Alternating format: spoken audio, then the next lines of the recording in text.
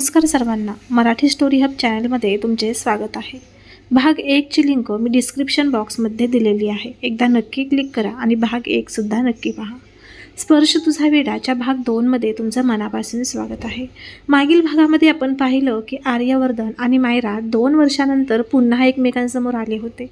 2 वर्षापूर्वी मायरा अचानक आर्यवर्धनच्या आयुष्यातून निघून गेली होती, पण तिच्या जाण्यामागे नेमकं काय कारण होतं हे अजूनही मोठं गूढच होतं। आर्यवर्धनला मात्र तिच्या डोळ्यांमध्ये आजही तेच प्रेम दिसलं होतं आणि म्हणूनच त्याला विश्वास बसत नव्हता की मायरा त्याला खरंच विसरली आहे। पण त्याच वेळी आर्यवर्धनला एका अनोळखी व्यक्तीचा फोन आला आणि त्या व्यक्तीने त्याला 2 वर्षापूर्वीच्या त्या रात्रीची आठवण करून दिली। इकडे मायराकडेही एक गुपित होतं, असं गुपित जे आर्यवर्धनला कळालं तर त्याचं आयुष्य पुन्हा उद्ध्वस्त होऊ शकत होतं। मग नेमकं 2 वर्षापूर्वी त्या रात्री काय घडलं होतं? मायरा आर्यवर्धनपासून दूर का गेली होती आणि आता पुन्हा त्याच्या आयुष्यात कोणतं संकट येणार होतं? याच सगळ्या प्रश्नांची उत्तरं शोधत आज आपण पुढे जाणार आहोत। कारण प्रेम संपलं नव्हतं, फक्त त्यांच्यामधलं एक रहस्य अजूनही जिवंत होतं। चला तर मग सुरुवात करूया स्पर्श तुझा वेडा भाग 2 ला। मायराच्या त्या शांत चेहऱ्यावरून वाहणारा एक अश्रू अजूनही तिच्या गालावर अडकून राहिला होता। बाहेर रात्रीचा अंधार हळूहळू संपूर्ण शहराला आपल्या कवेत घेत होता, पण तिच्या मनात मात्र 2 वर्षापूर्वीची तीच रात्र पुन्हा पुन्हा जागी होत होती। त्या व्यक्तीचं नावही तिने गेल्या 2 वर्षात स्वतःच्या ओठांवर येऊ दिलं नव्हतं।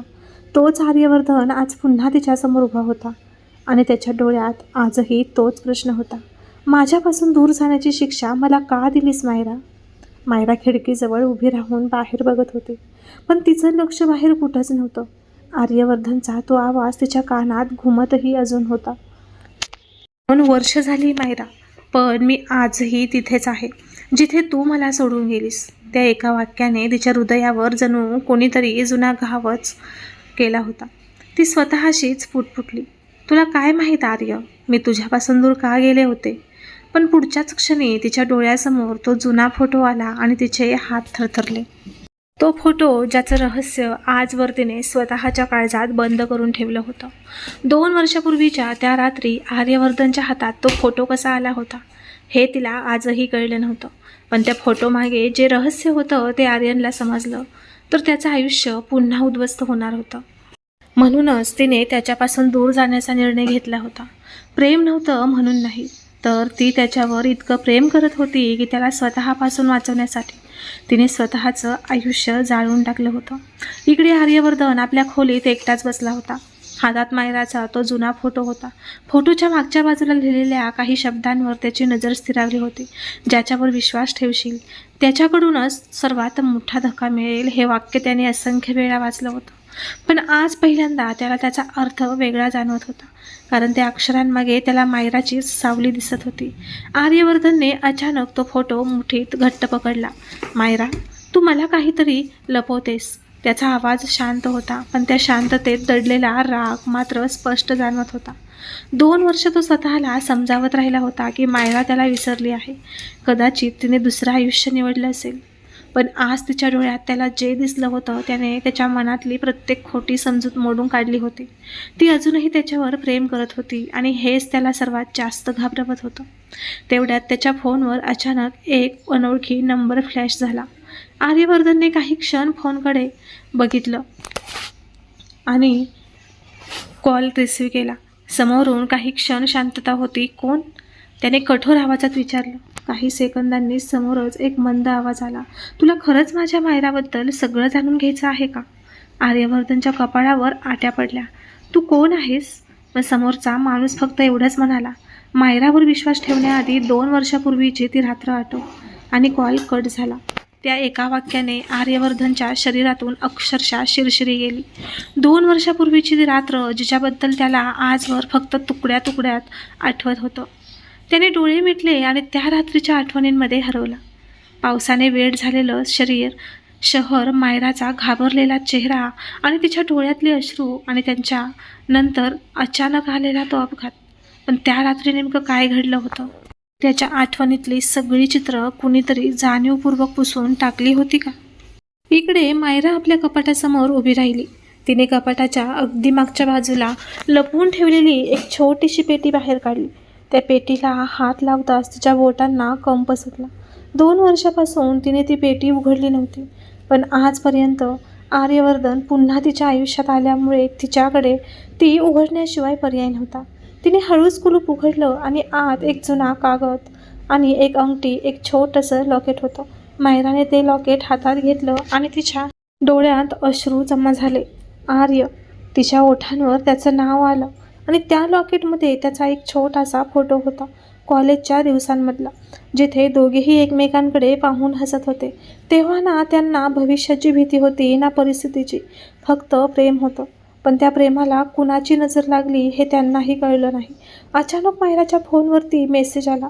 ज्या गोष्टींपासून तू आर्यला वाचवतेस ती गोष्ट आता त्यांच्यापर्यंत पोहोचली आहे. मेसेज वाचताना तिच्या हातातून फोन खाली पडला आणि चेहऱ्याचा रंग उडाला. नाही, हे शक्य नाही. ती घाबरून मागे सरली. म्हणजे ज्याच्यापासून ती 2 वर्ष आर्यवर्धनला वाचवत होती तो माणूस पुन्हा त्यांच्या आयुष्यात परतला होता. दुसऱ्या दिवशी सकाळी आर्यवर्धन नेहमीपेक्षा लवकरच मायराच्या घरी पोहोचला.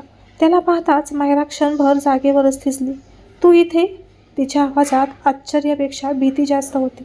आर्यवर्धनने तिच्याकडे काही क्षण शांतपणे पाहिलं आणि म्हणाला, हो, कारण कालपर्यंत मला वाटत होतं की तू माझ्यापासून दूर गेलीस, पण आता मला वाटतंय तू मला कुणापासून तरी वाचवत होतेस. मायराचं हृदय एका क्षणासाठी थांबल्यासारखं झालं. तुला काहीच माहीत नाही आर्य? ती नजर चुकवत म्हणाली. मग सांग ना. त्याचा आवाज यावेळी थोडा तुटला होता. 2 वर्ष मी तुझ्या एका उत्तरासाठी जगलोय. तू मला सोडलंस, मी ते सहन केलं. तू मला नाकारलंस, तेही सहन केलं. पण आता पुन्हा माझ्यासमोर उभी राहून माझ्या डोळ्यात बघायलाही घाबरतेस. याचा अर्थ काय घ्यायचा मी? मायराच्या डोळ्यातून अश्रू वाहू लागले. ती काही बोलणार इतक्यात आर्यवर्धनने तिचा हात अलगद पकडला. त्या स्पर्शात तिच्या अंगावर रोमांच उठले. 2 वर्षांनी त्याचा स्पर्श तिच्या त्वचेला जाणवला होता आणि तिचं मन पुन्हा त्याच्याकडे धावून गेलं. पण तिने क्षणात हात मागे घेतला. नको आर्य, पुन्हा माझ्याजवळ येऊ नकोस. तो तिच्याकडे पाहत हलकंसं हसला, पण त्या हसण्यात वेदना होती. 2 वर्षापूर्वी तू मला हेच सांगितलं होतंस आणि मी तुझं ऐकलं. यावेळी मात्र नाही. तुला माझ्यापासून दूर राहावंच लागेल. मायरा अचानक ओरडली. आर्यवर्धन शांत झाला. का?